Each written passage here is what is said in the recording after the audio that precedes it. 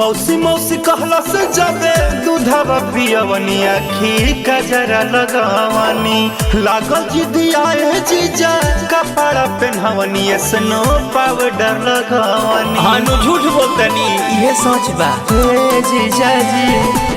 मौसी मौसी कहला से जाबे दूधवा पियवनी आखी कजरा लगवनी लागल जिदिया जीजा कपड़ा पहनवनी स्नो पाउडर लगवनी।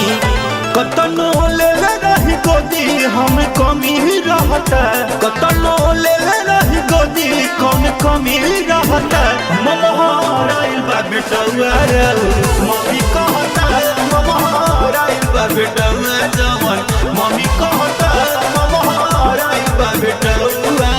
अरे जीजा जी घर भर परेशान बा माई बाबूजी सब लोग कभी एकरा का हो गइल बा।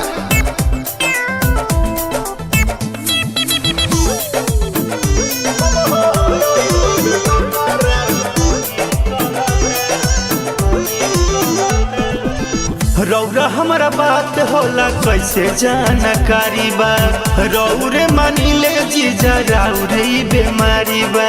अच्छा ये सब बात की कैसे जान गेल हटी उठी लइका रौरा हमारा बात होला कैसे जानकारी बा रौरा हमके मानी जीजा रौरे बेमारी बा। भले